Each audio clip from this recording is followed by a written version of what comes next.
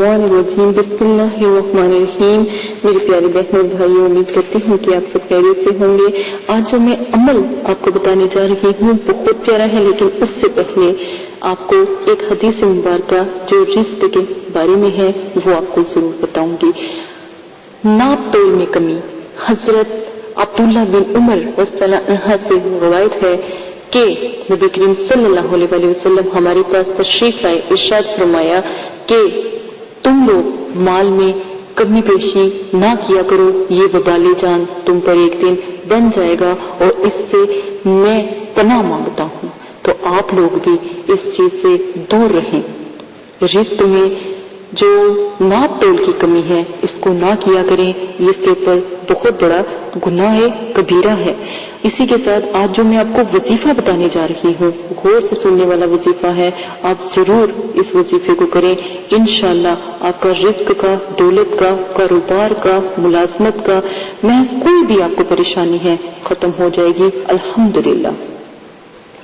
آپ اگر معاشرے میں عزت پانا چاہتے ہیں، اگر دولت رزق پانا چاہتے ہیں، اگر آپ گھر لینا چاہتے ہیں اور آپ چاہتے ہیں ہماری تنگی پریشانی دور ہو جائے، ہمارا اپنا گھر ہو، ہماری عزت ہو معاشرے میں، تو ان کے لیے یہ بہت نیا وظیفہ ہے۔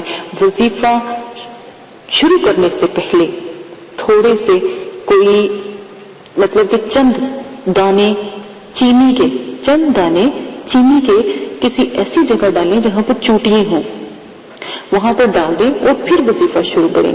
سورہ یاسین کی آیات نمبر 83 پڑھ لیا کریں روزانہ 11 دفعہ۔ سورہ یاسین کی آیات نمبر 83 پڑھ لیا کریں صبح فجر کے ٹائم یا کسی بھی وقت 11 مرتبہ۔ فجر کے ٹائم اس لیے کہا جاتا ہے اس وقت فرشتے رزق عطا کر رہے ہوتے ہیں، تو آپ کے لیے بہت اچھا ہوتا ہے۔